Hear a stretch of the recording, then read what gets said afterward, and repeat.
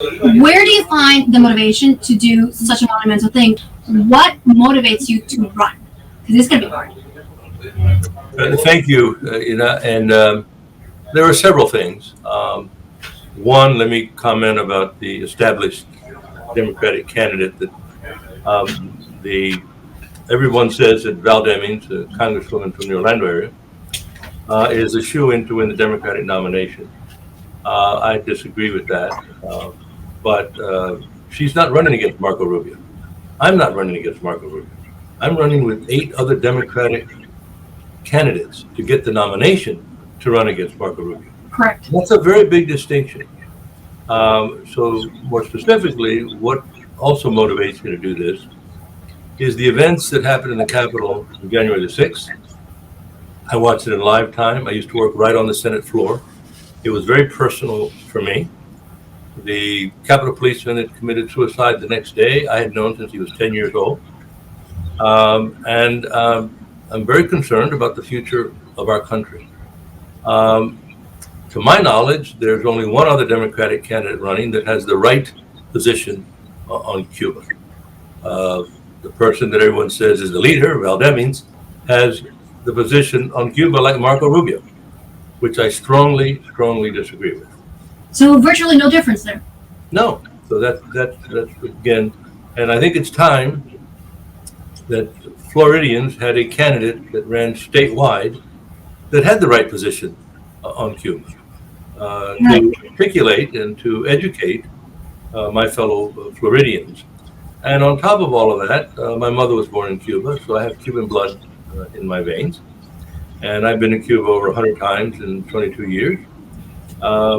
And if I live to be 200 years old, I will never understand how Cubans came to America, the greatest country on the face of the earth, and continue to support a policy that says strangle the people of Cuba to such a degree that they will rise up and overthrow the government of Cuba. I find that policy immoral. On top of that, the leaders in the United States government that support that policy, they do not support that policy because they agree with these extremists in the Cuban American community. That's a fallacy. They support that policy because they don't give a damn about Cuba. And that is, I can't tell you how many members of Congress in private tell me, Al, why do you care about that issue? Who cares? Yeah. And so, if not me, who? I'm not rich. I'm not poor. I've got a lot of time on my hands, and I have a lot of people that encourage me to do this. And so, I'm doing it. In terms of other things like foreign policy, are you also vastly different than the other Democratic candidates? I think so. You mentioned China. My view on China is really quite simple, and that is that the Chinese government or the Chinese people begged corporate America to come to China and build factories, etc. And I'm a capitalist. I've started 2 small businesses. I believe in capitalism. I think it's a great economic engine. But the Achilles You're a socialist, right? I have to joke. Yeah, no, that's I'm called that all the time. But among other things. But again, it's to discredit and to distort and to obfuscate the real position. And while I'm a capitalist and believe strongly in capitalism, the Achilles heel of capitalism is greed. And greed is not good, contrary to a lot of people. And the only reason corporate America went to Cuba was for greed, to evade taxes, to get cheap labor. Went to China to get cheap labor. So now all the medication that 300 million Americans take, high blood pressure, cholesterol, diabetes, they all come from China. That's not good for the security of America. It is not. No. Just look at how the supply chain has been breaking up. That we're just too dependent on China. They control, and China's not involved in one war anywhere around in the world. Okay, and they have a big influence in our economy here, and the supply chain is correct. So we're not going to change that overnight, but gradually, we have to encourage corporate America to come back and produce factories here and pay our workers money, um, and pay their fair share of taxes. You know, we have over 600 billionaires in America that you most probably pay more taxes than they do. That's just insane, and that stems Yeah. all from the greed part of capitalism. Would you describe yourself as a classic Democrat, or what kind of last thing? What can I add then to your particular brand of Democratic? Uh, Very simple. I'm all of those things. I was a progressive on progressive issues before most of these progressives were born. And I say that in this regard. If I had to describe myself, I would say that I'm a liberal on social issues. I was for supporting the gay community in 1965. It wasn't too popular back Right, then. back when it wasn't cool. Yeah. Right. Okay. So I was for civil rights back then. I helped take the young aide on the Senate floor. I worked on some of these issues. Dr. King was a friend of mine. So I'm a liberal on social issues and civil rights issues in the general definition of the word. I'm somewhat of a moderate on economic issues. And when I say that I'm a conservative on national defense and military issues, it's somewhat misleading. And by that I mean that I believe that we need to appropriate monies to have the best military in the world. A strong military is good for our country. However, that doesn't mean that you have to use it. And as great as America is, every once in a while we get it wrong. We got it wrong in Vietnam. We got it wrong in Afghanistan. We got it wrong in Iraq. So I would oppose all of those wars. What would you say is the cause that gets you really moving? Because right now in the United States, we have so many issues. There's the crisis of wealth and income inequality. What are the main causes that are really driving you? What's going to be like your actual brand of activism? Well, I was for climate change before it was cool as well. I helped organize the first Earth Day in the United States. No way. Absolutely. I walked hand in hand on the mall in Washington, D.C. with the founder of Earth Day, which is a man named Gaylord Nelson. He was a senator from Wisconsin.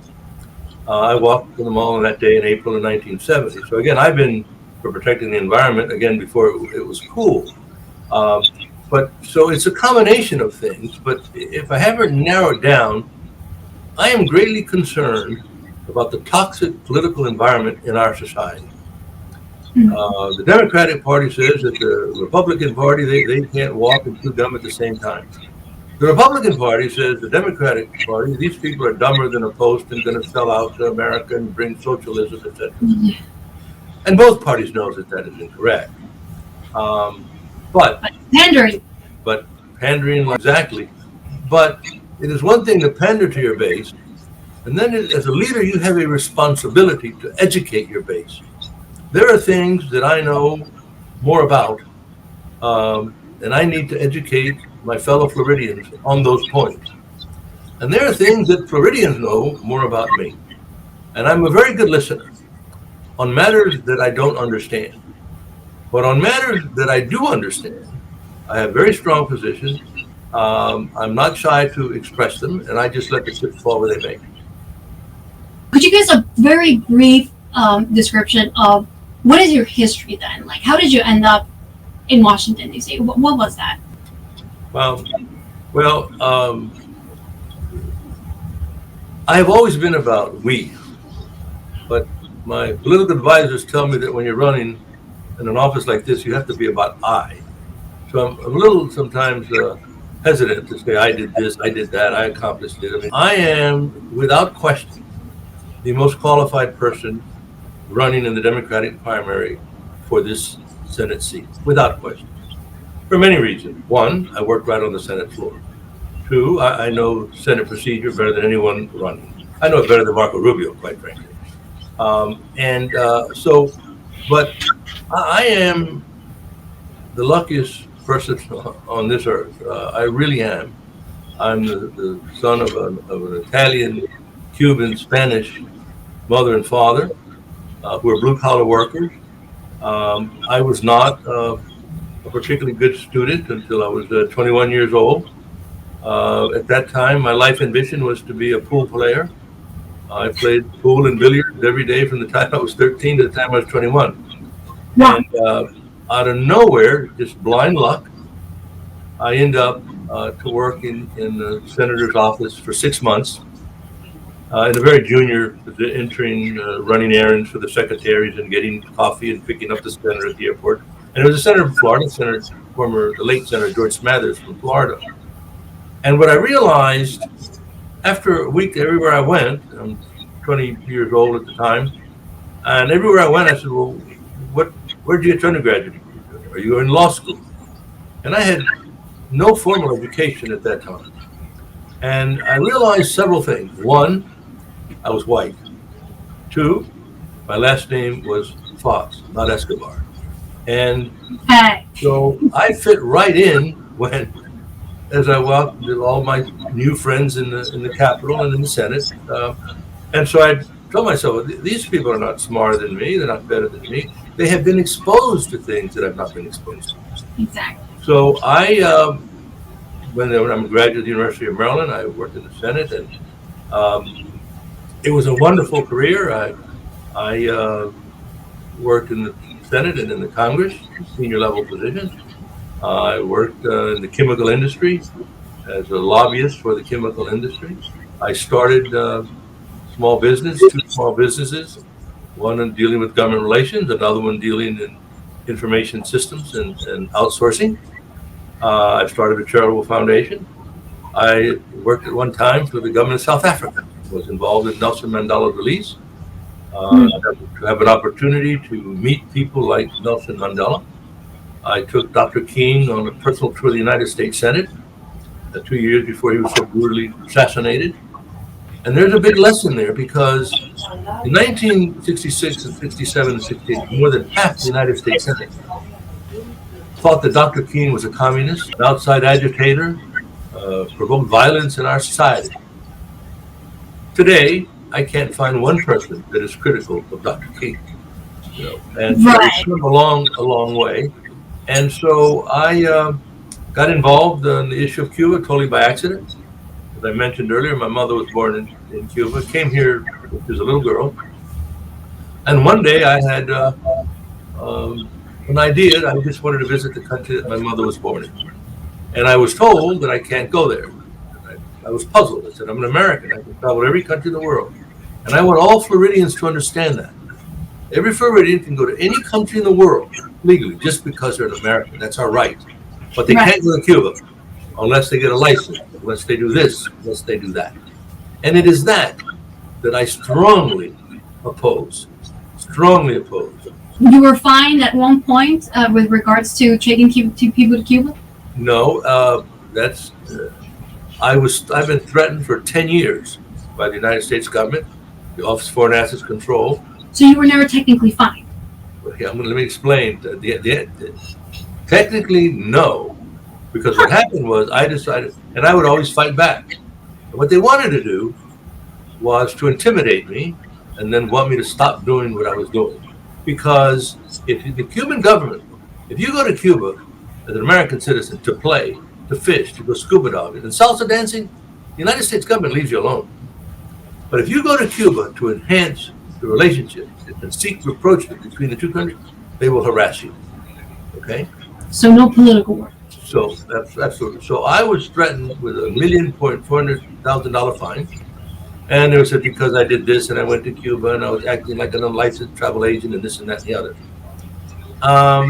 And what they wanted me to do is just to stop going, and that was the end of the story. But I fought back, and I came to find out that I had all my bank records for 9 years had been scrutinized. Friends of mine, the FBI visited, and so I spent $100,000 of my personal money in legal fees. I spent $100,000 of friends that contributed to a legal defense fund that I had. And so the bottom line was this. After threatening me with $1,400,000 fine, they dropped it to $100,000 fine. They then dropped it to 50. They then dropped it to 10. And I said, no, I'm not paying anything because I didn't do anything wrong. Right. So to save face, and of course, they knew that I'm bleeding money in defending this lawsuit. So they made a deal. I had a great lawyer, and he came to me and he said, Al, pay the $10,000 because the document is going to read that Al Fox committed no crime, and this penalty is going to be to the Alliance for Responsible Cuba Policy Foundation for, listen to this, for technical violations of OFAC laws and regulations. Not that I did anything wrong, but that the Alliance did it. And if the Alliance folds their doors, everything would have been all over. And that's what they wanted me to do, and that's what they thought I was going to do. So Al Fox never paid one dime because I was never fined anything. The Alliance for Responsible Cuba Policy was fined $10,000, and that I paid. Paid $1,000 a month. So it makes a great narrative that I was fined for going to Cuba, and of course my political enemies use that all the time. But right. Okay, now I understand why is it that that's a Miami Herald title. Sure, absolutely. A myriad of laws that pertain to the United States embargo toward Cuba. And the latest spin now by the locals, as I call them, is that there is no embargo. Oh, yes. There's an internal embargo. No internal, yeah, okay. Yet, for the last 20 years, 180 countries in the world, our enemies and our friends, have banded together to denounce the United States embargo of Cuba. So there's clearly an embargo. There's the Helms-Burton Bill, there's the Torricelli Act, there's the Cuban Adjustment Act, and I still don't understand why the Cuban American community, some in the Cuban American community,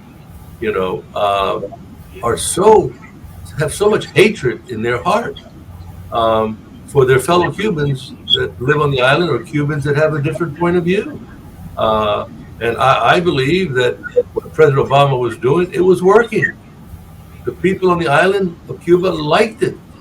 A lot of people in Miami liked it. Corporate America liked it. Everybody liked it. Capitalism working.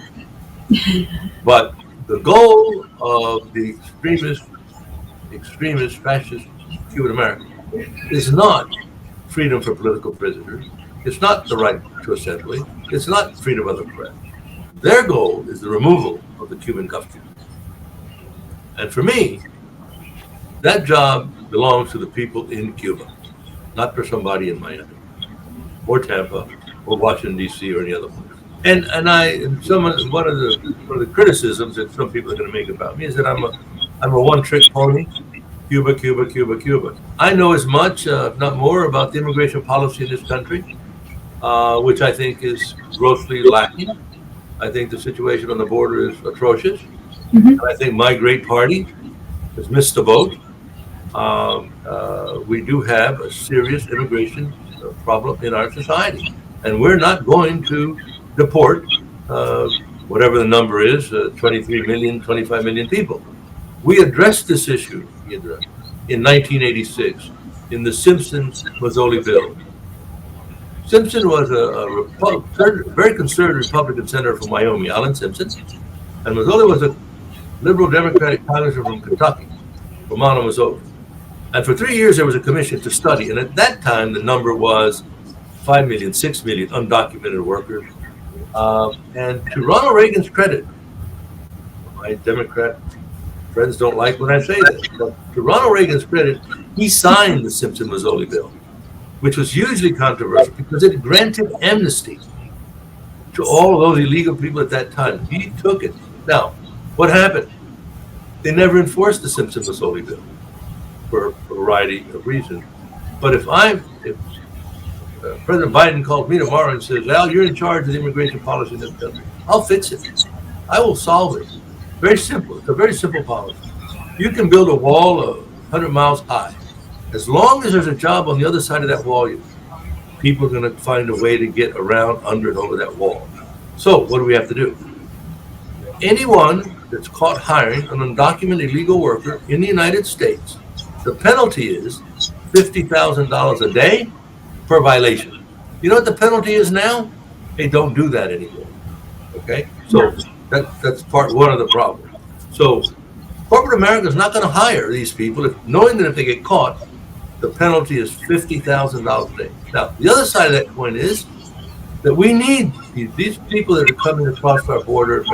These are not bums that want to rape our women and rob our bank. That makes a great narrative. These are hard-working people, okay? So what do we do about that? What we do is that we have a job fair at the American Embassy in Mexico, in Guatemala, in Honduras, in Costa Rica, in Panama. And we announce to those countries that in the month of December, we're going to have a job fair. We come to Florida, we say to the citrus industry, how many workers do you need in this next season? For the sake of this argument, they say 1,000. Good. So now we interview these people in the American Embassy in Mexico City. We know who these people are. We tell them what their job is going to be, and we tell. Let's discuss then, like your strategy, your social media strategy, which I assume is going to be the one to counteract the huge influence that millions of dollars have in Senate races, because Senate races, as you may well know, are very expensive. Yes. Well, my wife and I had hours and hours of discussions before I embarked on this chapter in my life, and part of it was that, and I've run for office once before.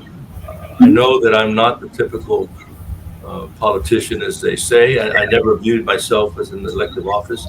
My strength was always in the smoke-filled rooms, coming up with strategy. And the answer to your question is yes, I'm going to do all the social media things that I'm told to do, but I'm not going to shy away from things that I'm going to bend. Any politician says, well, I don't bend, I would never, you'll always know exactly where I stand. That's nonsense, okay? I'm going to bend when I'm convinced that it's not going to compromise my principles. I just started raising money. 2 weeks ago. And for the last 8 months, everywhere I went, the first question I was asked is, how much money have you raised? And part of my platform, part of the things that I'm going to change when I go to the Senate, is that there's too damn much money in politics, and the campaigns are too damn long. So I have now about a year left. If I can't convince Floridians to vote for me in the next 10, 11 months, well, I can't do it in 60 months or 70 months or 5 years. I really believe that. Good point. I also believe I'm not going to have any $25,000 a month consultant on the campaign payroll. I'm not. I think there's grossly wasted money in politics. When you consider that we didn't spend hundreds of millions of dollars in this last election cycle, we spent $1 billion. You can pave the streets of gold in the most impoverished places in America, okay, with $1 billion. Okay? So I am critical of my party in certain aspects. I am critical of progressives, of which I consider myself one. I'm critical of AOC, for example. She should not be going on national television. This is a junior member of the House of Representatives going on national television criticizing United States senators from her party. That is insane. That does not help our party. It just does not. Okay? Senator Manchin is elected by the people of West Virginia. He knows what that pulse is. Okay? And a lot of us are surprised why he hasn't switched to the Democratic Party, because they beg him every day to switch, because it is the Democratic Party that's beating him up. Now, there's a man with principle. So that's going to get me in a lot of trouble with some followers. As a matter of fact, the campaign that AOC ran in New York, in which she was victorious, is very similar to my campaign. I'm starting with nothing, moving every day like the turtle, slowly and slowly and slowly and slowly. However, because of my vast experience in this business, that campaign could have never created a victory for her if she was running in Pensacola or in Tampa or in Miami. Exactly. She never would have been elected. And she needs to understand that, okay?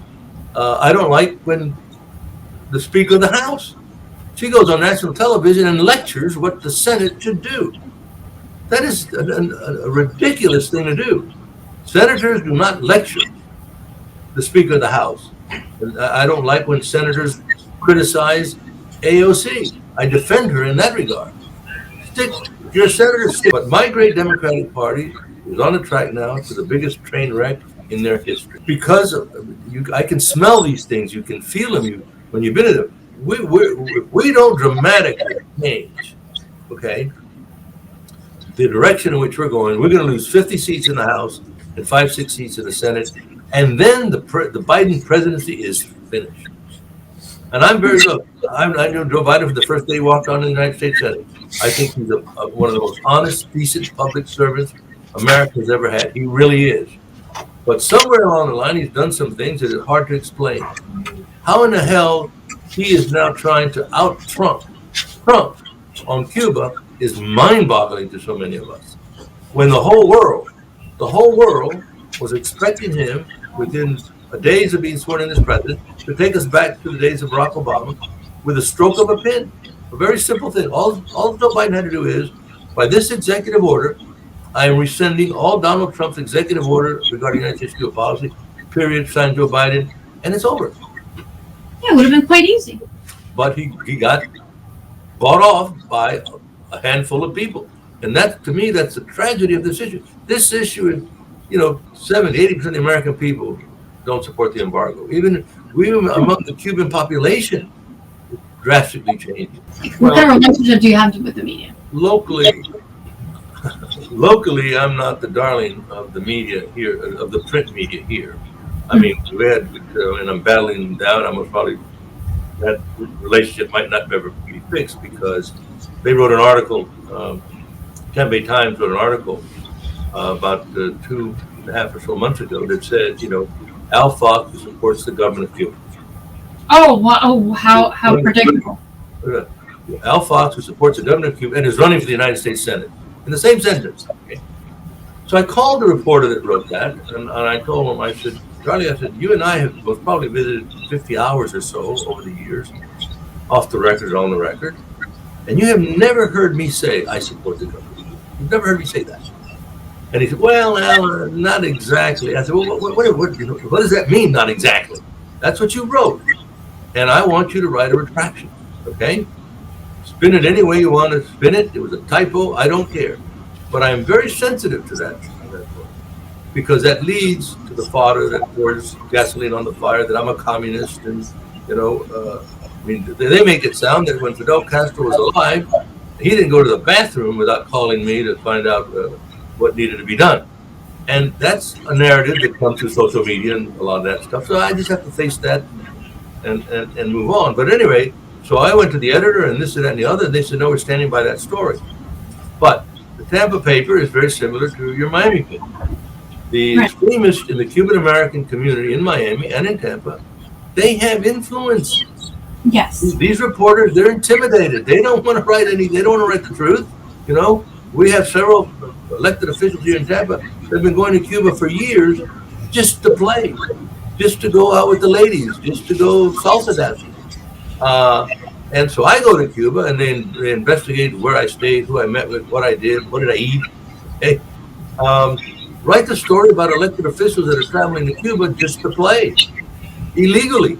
I'm hoping that outside of Miami and outside of Tampa, the media, I've had some good visits to Jacksonville, and I've been to Pensacola, and I hope that the media there will treat me fairly. That's all I can ask, and that's why this Twitter and Snapchat and InstaChat and all the rest of the stuff is. I didn't even have Facebook till 30 days ago. What about healthcare?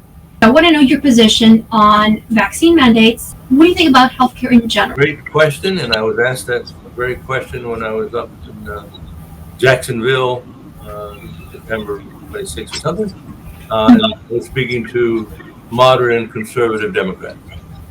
And I knew that I was going to be tested in my own being, and saying that, when you ask my position, I'm going to give it to you.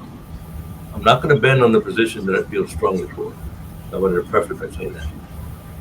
And this is what I told him. Bernie Sanders and I agree 110% on health care for all. A lot of that crowd didn't hear that, okay? But that is my belief. I think it is immoral that the richest country on the planet cannot provide health care for its citizens, when most countries in the world, even poor countries, provide health care for their people. And I just think it's immoral, and I support health care for all. Period. In the story. On COVID, it is we, Democratic Party, have a little role to play here as well. We allowed this position to be so politicized on COVID.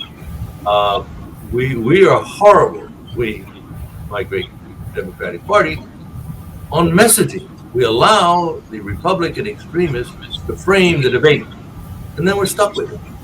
So it is insane to have parents who say, I'm not going to vaccinate my child. Okay, they're not going to get COVID vaccine. Yet, that very child, before it went to school, got a diphtheria shot, a polio shot, a measles shot. Okay? And it is mandatory. It is the law.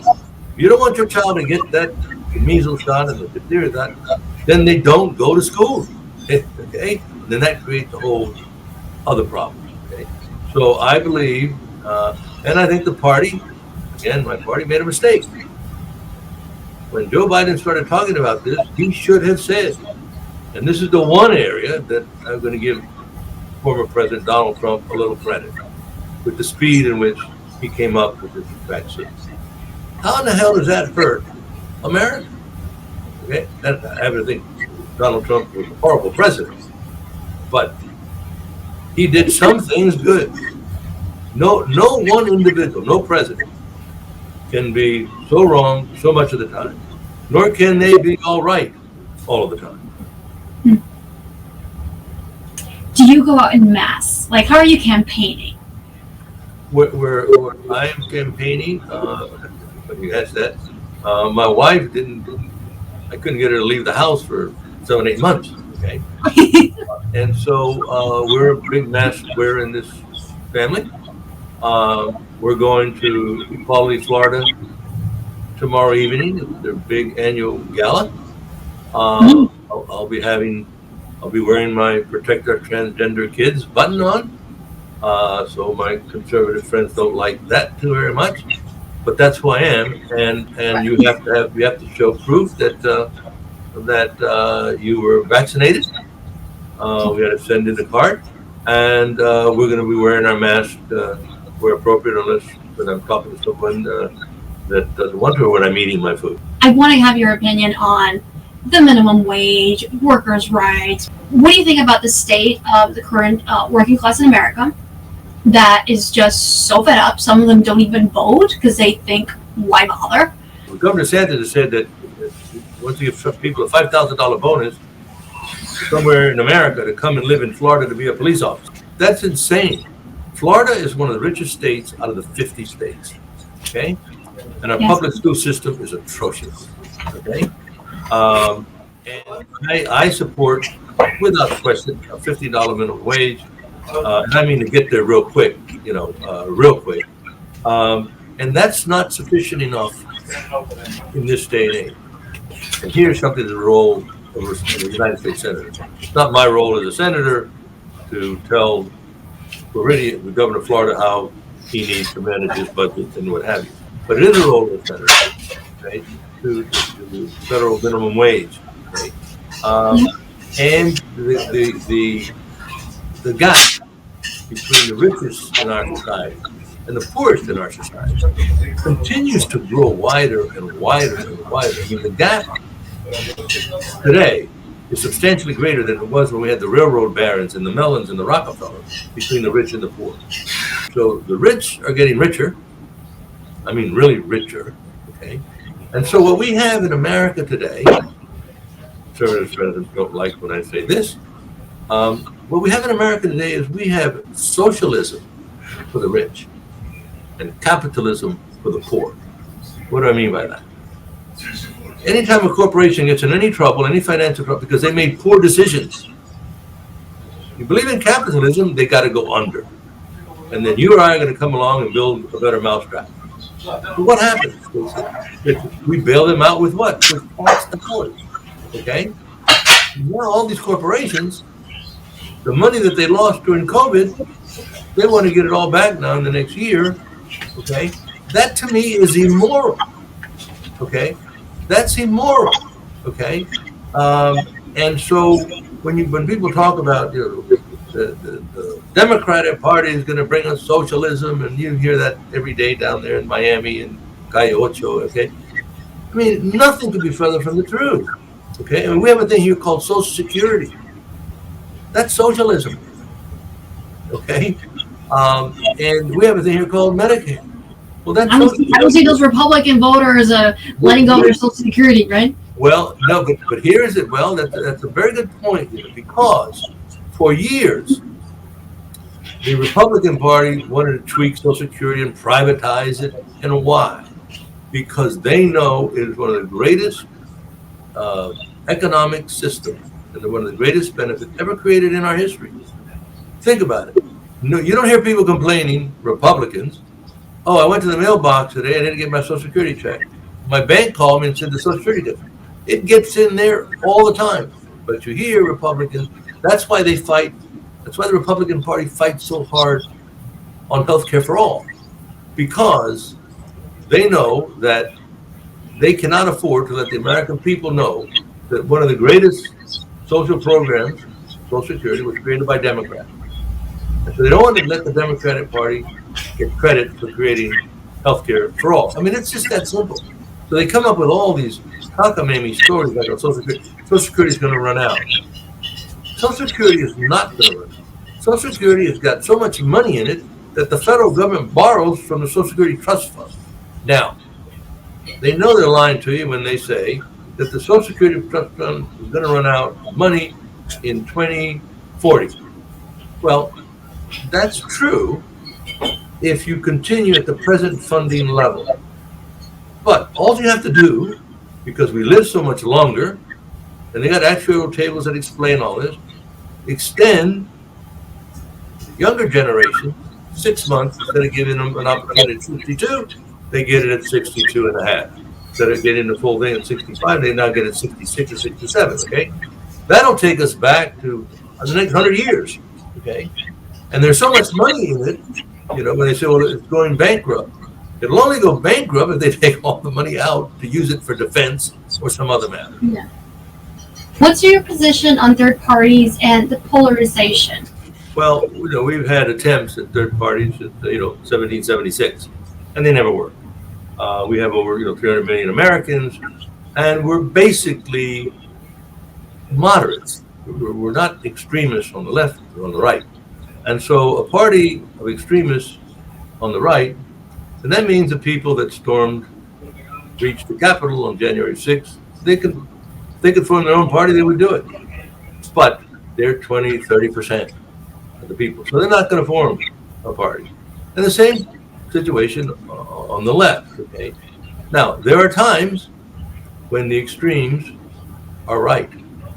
And there are times when we need to listen to the extremes. And a lot of good things come. I remember when the first demonstration against the war in Vietnam started, I thought those people were traitors. I thought those people were communists, okay? I really did. But as I learned the issue more and more and more, I told myself, these people are right. And they have the courage to demonstrate peacefully.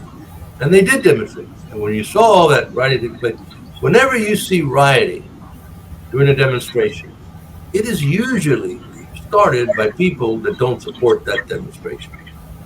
Yeah. When Dr. King was leading peaceful, nonviolent demonstrations, it was our FBI that joined the march and started the fighting and the rioting and the looting. There's now documented history on these sorts of things. So I'm not one of those people that says the extreme left is wrong and the extreme right is wrong. I think we have to pick and choose some of these things, okay? And I think that it requires our leaders to be educate our people. But most of our leaders today don't want to take any time to educate the public. I don't have any problem in telling Floridians, damn it, I know more about the laws of immigration in this country. Why? Because I'm smarter than them? No, because I was there when we were writing them. I want to share that with you, okay? I know how Earth Day was founded. I know how the Environmental Protection Agency was created. It wasn't created by Congress. It wasn't created by the Democratic Party, as a lot of people think. It was created by Richard Nixon in an executive order. Now, why did Richard Nixon do it? Because he was a clever, sneaky politician. And he saw the writing on the wall. He saw where this was going, that we were going to get an Environmental Protection Agency.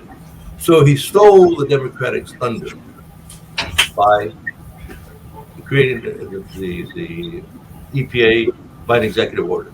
Okay? So, third parties don't work. I think it's a wasted vote. Okay?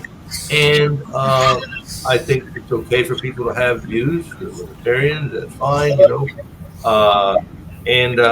But here's what I like to explain to people, to the AOCs, for example, of the world, of my party. And I think she's a phenomenally talented person.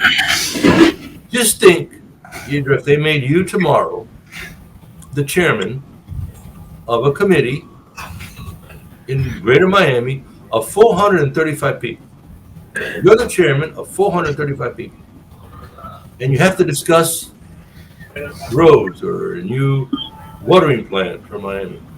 Sure. As you call that committee to order, you're going to have 435 opinions. How do you reach consensus? By compromising, by giving and taking. That's the only way. That's the only way to survive these things. If 100 people in that committee say, damn it, it's going to be this way or no way. And 100 people say, either it's going to be this way or the other way. Well, you're not going to accomplish anything. Well, picture, that's the Congress of the United States. You have 435 very talented. I'm not one of these people that say everybody up there is a clown. To get to those high offices, you are a talented person. Make no mistake about that. Okay? But you have to know, the trick is, you don't compromise on every issue. You have to know when to compromise. You have to know when not to compromise. What kind of America would you like to see? What sort of atmosphere? I want to know what is your vision and what is, lastly, the kind of America that you are going to be fighting for. Well, I'm running for elected office. I didn't know you thought I'm a philosopher. But, you gotta have one. I know, it's almost like I'm telling you, are you going to be president of America? But I understand the question, and I think it's a very simple answer for me. I think that if everybody would treat people how they want to be treated, that's a huge start. A huge start. And I think that we need, that's why I think pre-K and children when they're 4 and 5 and 6 and 7, it's so important for them to understand not to be prejudiced in the society. And I heard some older Cuban Americans that demonstrated outside 10 days ago at an event that I spoke. There was a debate, a policy, and there was about 50 people. Some of them came up from Miami and screaming just all kind of vulgarity. And I mean, and it was just a horrible situation. I had to get the police to surround me, to walk me to my car, and they're walking me 3 blocks from my car. I got 4 policemen. I'm in the middle of them, and there's about 40 of these people surrounding them. I mean, screaming as we're walking. You just can't imagine. And when we stopped, I told the police, I said, I'm going to stop here. I said, because I'm not going to go to my car because they're going to see my car and follow me. Get in my car, this thing could really get out of hand. But just wait here. I said, you can disperse these people, get rid of them. And so when we're stopped there, this one man, he's 2-3 feet from me, and he's just screaming, and veins are pumping out. Castro lover, Asisano, MF, blah, blah, blah, blah, blah. And then I'm looking at him, and I had to, I'm biting my tongue that please said, and I see what looked to me like a 10-year-old little boy. He was part of their group, screaming at me. He's calling me an assassin, and he's 10 years old. So you see the point. This is where this kind of hatred that builds, you don't wake up on your 16th birthday and say, I hate Jews, I hate black people, I hate Palestinians. That is ingrained in you. And our leaders, our elected leaders, they need to address those issues more. We need to have more funding for pre-K. In the state of Florida, our teacher salary here is one of the worst. Oh, yes. Okay, we're one of the richest, and now we're going to happen. This is going to be this Florida in 5 years there'll be no more Las Vegas. Las Vegas is going to become a desert island, okay, with the gambling that's going to come here. What's happening? Another thing we have not discussed on that I intend to make a central part of my campaign is water. Florida's going to run out of water. You mean drinking water? Gosh, I'm thinking I'm thirsty. The water situation in Egypt is so dire that experts are predicting that in 10 years, Egypt will be a desert, complete desert. Alfox, I want to thank you so much for your time. Thank you very much for having me. And my advisors told me that if I don't say what I'm about to say, I'm going to be in a lot of trouble. And that is, send a contribution, look at my webpage, albert@fox.com, and send a contribution. So I want to thank you for your time and for the confidence that you're showing in me so early on. Have you gotten your $1 donations yet? I'll take them. Listen, I'll take them. Those really, they get to the heart. Yeah, I did. So, all right. Okay, thank you very much. Hasta la próxima. Hasta la próxima. Muy buenas noches y gracias por tu tiempo. All right. Good night. Un placer. Bye-bye.